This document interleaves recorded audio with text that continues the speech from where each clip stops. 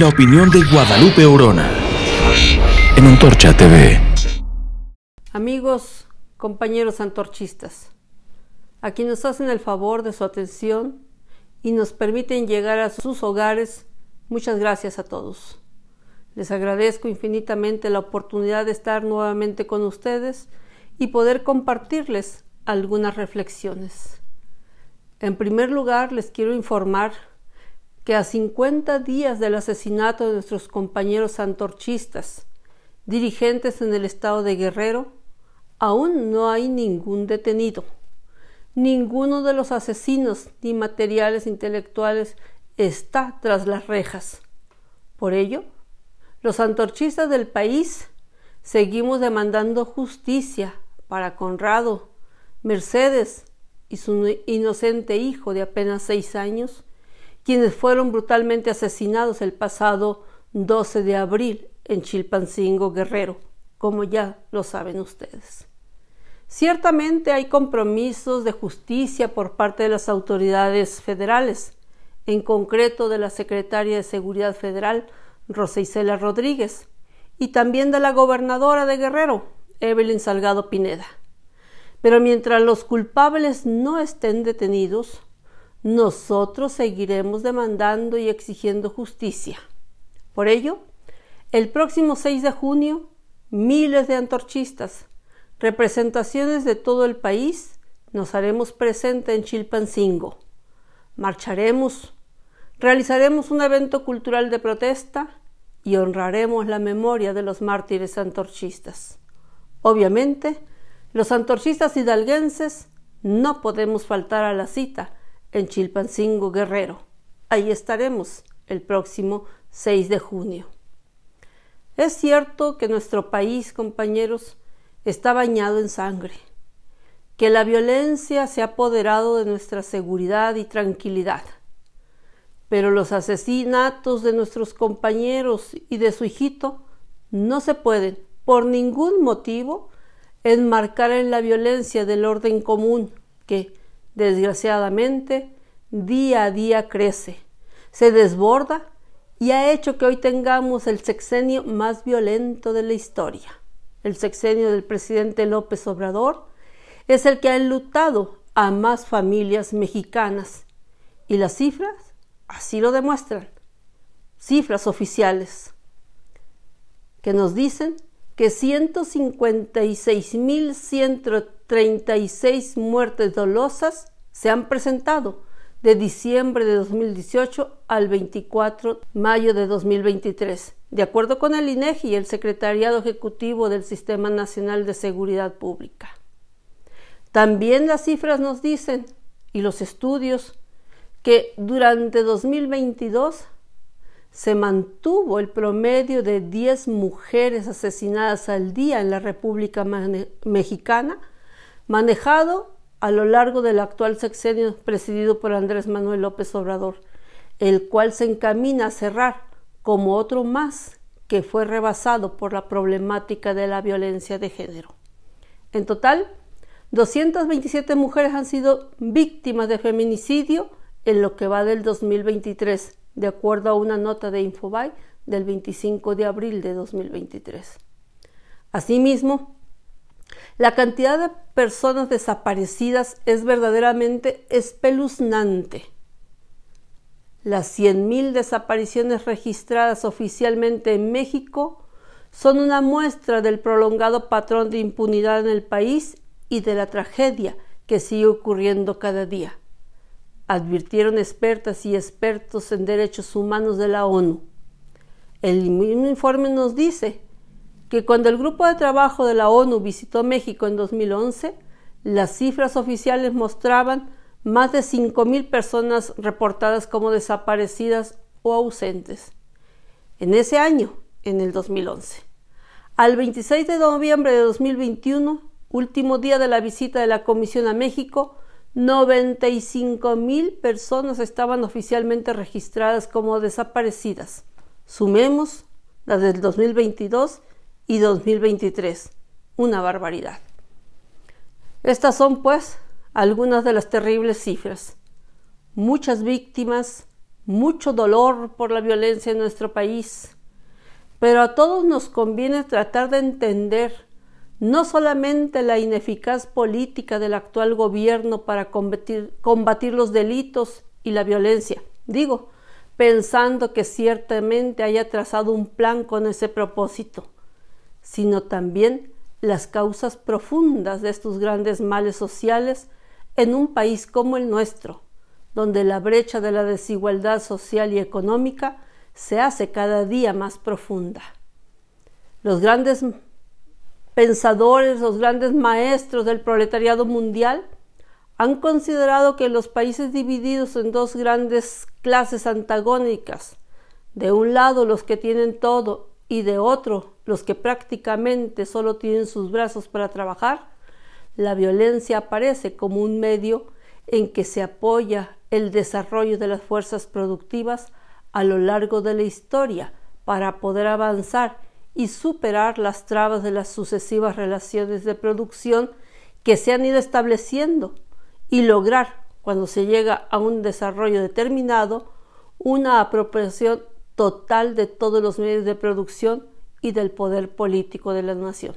La violencia, señalan, ha sido y puede ser un acelerador de ese proceso.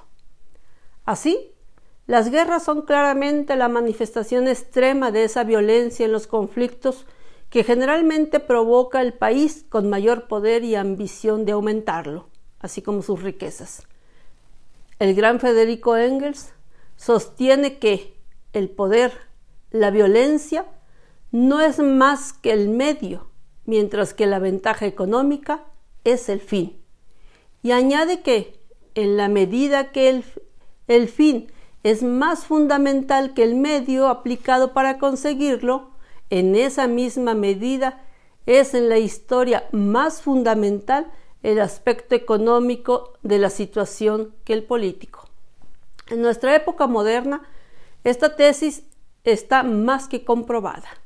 Solo veamos cuántos países saqueados, cuántas guerras emprendidas por el país que se siente dueño del mundo, los Estados Unidos. Y la misma guerra Rusia-Ucrania está dentro de este contexto, pues aquí también quien alienta la guerra son los Estados Unidos. Así que, si aplicamos esta misma tesis a la situación interna de México, encontraremos que en la mayoría de los actos violentos, la ventaja económica es el fin. La mayoría de los grupos delincuenciales tienen como propósito último la ganancia económica. Pero, como también lo muestra nuestra negra realidad, el crecimiento de la violencia está intrínsecamente unido al proceso de agotamiento del modelo económico y político de dominación y sus correspondientes formas de control social, que hoy se encuentra en crisis. Por ejemplo, el bienestar general de la población ha caído severamente. Hoy son más millones de mexicanos en la pobreza, que no pueden adquirir los suficientes alimentos, que no cuentan con un sistema de salud gratuito, etc. Aquella política generada después de la Revolución Mexicana y antes de la caída de la Unión Soviética, donde los gobiernos se preocupaban un poco más por atender las demandas ciudadanas, dejó de aplicarse. Es decir, dejó de existir lo que en algunos países se llamó el Estado benefactor, agravándose las contradicciones sociales. Asimismo, el sistema educativo, como sabemos, está en crisis y todo el entorno social cada vez más desintegrado. Es cada vez más problemático explicar y fundamentar la igualdad de oportunidades, las posibilidades de ascenso social y garantizar la educación, etc. Igualmente, en ese descenso del bienestar social está la imposibilidad de un alto porcentaje de mexicanos de acceder a un trabajo digno y bien remunerado, que les dé la oportunidad de vivir decorosamente y ser parte integrante de toda la sociedad, no segregados. La imposibilidad de la sociedad de brindar un empleo es la imposibilidad de su orden social de reproducir las aspiraciones que ese mismo orden social inculca como legítimas. Y por lo tanto, procrea individuos frustrados que buscan otros caminos no lícitos para poder alcanzar dichas metas. Todo esto es cierto. Aquí están las verdaderas raíces de la violencia. Pero si a esto le sumamos un gobierno que o bien está rendido ante tantos actos delincuenciales, ante los ríos de sangre inocente que surcan nuestra patria, o bien definitivamente no le importa la vida de sus gobernados, obviamente la situación es simplemente dantesca. Nunca como hoy, miles de familias sufren la pérdida de un ser querido y la frustración de no encontrar ni la comprensión ni empatía ante su dolor y mucho menos justicia por las autoridades obligadas a garantizarla. Pero además de dejar pasar, el actual gobierno federal, en voz de su presidente, promueve el odio, el hostigamiento y el linchamiento hacia quienes considera sus adversarios políticos. Y en este contexto se enmarca el asesinato de Conrado y Mercedes, líderes antorchistas, y de Vladimir, su tierno hijo. Conrado y Mercedes eran gente buena, que hacían el bien a sus semejantes y fueron bestialmente asesinados. Y hasta el día de hoy, sus asesinos siguen libres. ¿Y qué delito pudo haber cometido Vladimir si él, como dice el poeta, ¿qué puede un cisno dulce guardar sino ternuras en el alma? Los antorchistas del país exigimos una verdadera investigación y justicia pronta y expedita para nuestros compañeros, y llamamos a todos los mexicanos a jamás acostumbrarnos a la violencia. Los llamamos a formar un verdadero frente para cambiar las condiciones que hacen germinar el delito y para exigirle al gobierno que cumpla con su obligación de proporcionar seguridad a sus gobernados y justicia para todas las víctimas. A los familiares, que también son víctimas, les decimos que nos juntemos, que nos unamos para hacer valer nuestra voz y reclamemos paz y justicia para nuestros seres queridos. Los antorchistas no cejaremos en nuestro reclamo. Los mexicanos no debemos permitir que la violencia y la injusticia se institucionalicen en nuestro país. Vamos pues, formemos todos ese gran frente común contra la violencia y por la seguridad y la tranquilidad de nuestras familias. Muchas gracias.